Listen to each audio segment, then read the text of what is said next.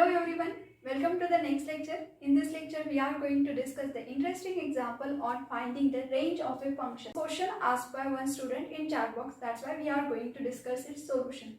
If you also having any problem in solving the examples, so you can put in chat box.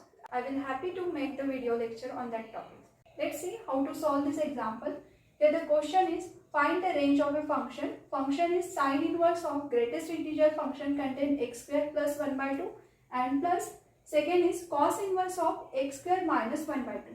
This square bracket is denoted the greatest integer function. So first of all we discuss some basic concept which will help you to solve this example. So here sin x or the cos x, this is a trigonometric function whose domain either you write the sin x or the cos x. If we are talking about the domain, so domain is complete set of real number. And what about the range? अगर हम range की बात करते हैं तो यहाँ पे range set क्या रहेगा, close interval -1, 1. So sine x और कॉस एक्स इसकी वैल्यू जो भी आएगी मिनिमम से मिनिमम -1, मैक्सिमम से मैक्सिमम 1, बाकी सब इसके बीच में, के सिवा कोई वैल्यू साइन और कॉस नहीं रहेगा. इसका मतलब क्या है कि साइन इनवर्स की अगर आप बात करें तो साइन इनवर्स कहाँ पे एग्जिस्ट करेगा, ओनली फॉर दिस इंटरवल. ये अगर साइन के लिए डोमेन कोडोमेन है तो ये साइन इनवर्स इस फंक्शन का अगर आप डोमेन की बात करोगे तो domain for this function is -1, 1. Similarly for cos inverse of x, इसके लिए भी डोमेन क्या होगा, क्लोज इंटरवल -1, 1. सो ये अगर इसका डोमेन है, इसका मतलब क्या हो गया कि sine inverse cos inverse is exist only for this interval. इसमें से आप कोई भी वैल्यू लो तो ये फंक्शन एग्जिस्ट होगा, बाकी किसी टर्म के लिए इसकी वैल्यू एग्जिस्ट नहीं है. Now what about the greatest integer function? अब greatest integer function की देखो डेफिनेशन किस तरह से रहती है. ये जो greatest integer function है, it gives a value 0 whenever x is 0 less than equals to x less than 1.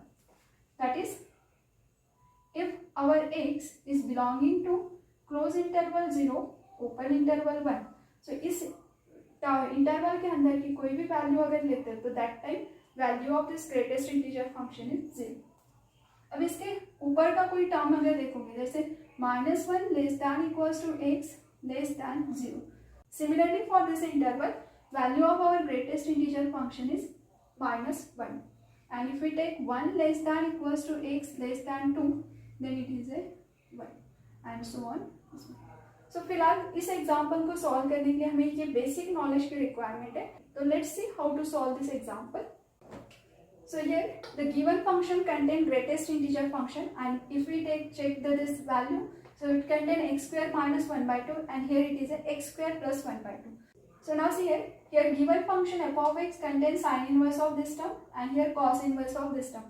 So first of all मैं इन दोनों टर्म को सेम कर देती हूँ. तो ये जो टर्म है x square plus 1, इसमें अगर मुझे इस टर्म से सिमिलर करना है, so we have to adjust -1 by 2 and plus 1 by 2. Just +1 by 2 -1 by 2 का एडजस्टमेंट किया. So this term is equivalent to x square -1 by 2 plus 1.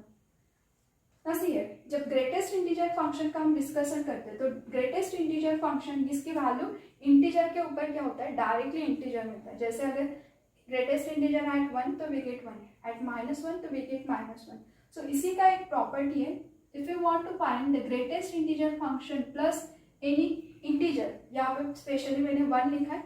x we don't know about x में भी integer हो सकता है, may be fraction term हो सकती है, but 1 is our integer. So here it is nothing but greatest integer function x plus 1.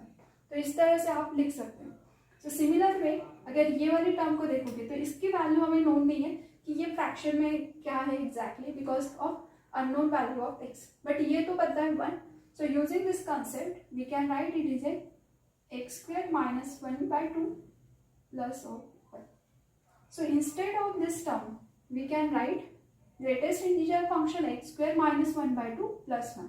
So now see here, so therefore our function f of x equals to sine inverse of, it is a greatest integer function x square minus 1 by 2 plus 1 plus cos inverse of x square minus 1/2. Sine inverse cos inverse कहाँ पे exist करते हैं? Only for this interval. तो here this is our -1 0 1. और ये जो term लिखा है ग्रेटेस्ट इंटीजर फंक्शन, सो ये cos inverse sine inverse exist करेगा जब ये वाला जो आपका टर्म है is belonging to this interval.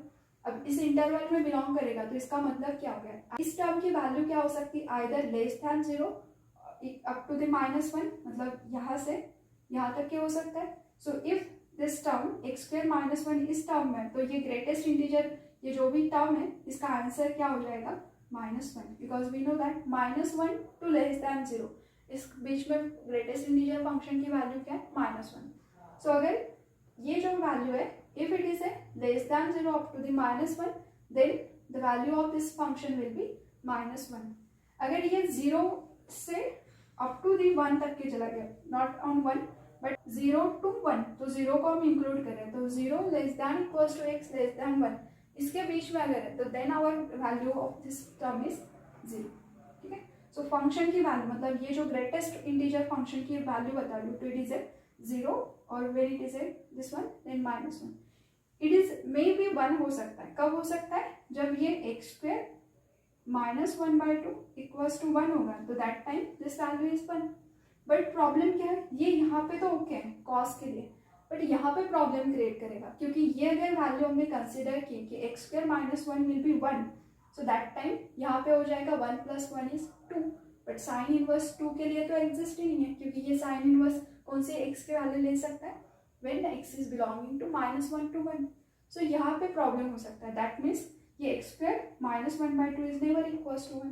So that means here this x square -1/2 इसकी वैल्यू क्या हो जाएगी? either it is a 0 or -1. either it takes value 0 or -1 because of this greatest integer function. ये जो ब्रैकेट वाली term है ये either less than 0 up to -1, so it is a giving the answer -1. If it takes value 0 up to the 1, so then it will be 0. 1 नहीं आ सकता because of this sign term. So now see here, अगर ये values है इसकी, so सबसे पहले हम discuss करेंगे for 0. So here if this term will be 0, then our value of function will be sin inverse of, here it is a 0, so it is remaining is 1 only, plus cos inverse of, if it is a 0, so cos inverse of 0, and sin inverse of 0 is nothing but pi/2, and cos inverse of 0 is nothing but pi/2. That means answer is 1. If this value is -1, now put here -1, so f of x equals to, for -1 it is a sin inverse of 0, क्योंकि यहाँ पे ये जो term है ये -1 हो गया, तो -1 + 1 is 0, plus cos inverse of, it is a, if it is a -1 then this one. Now here cos 0 plus cos inverse of -1, cos की वैल्यू -1 कहाँ पे आती है? पाई इस एंगल के ऊपर, सो cos inverse of -1 that is nothing but पाई. अब हमें रेंज फाइंड आउट करना है. रेंज मीन्स क्या रहता है? Collection of values of function. X की यहाँ पे डिफरेंट वैल्यूज को पुट अप करो, उसके करस्पॉन्डिंग जो फंक्शन की वैल्यू आती है उसी सभी वैल्यूज का collection, that is nothing but range. अब हमने एक्स की कौन सी डिफरेंट वैल्यू रह सकती है वो चेक किया कि ये जो है एक्स, सो एक्स स्क्वायर -1/2 ये कौन सी वैल्यू ले सकता है? It takes value from -1 to 0 and 0 to 1.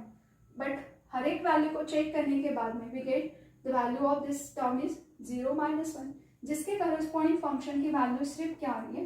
पाई, यहाँ पे भी पाई.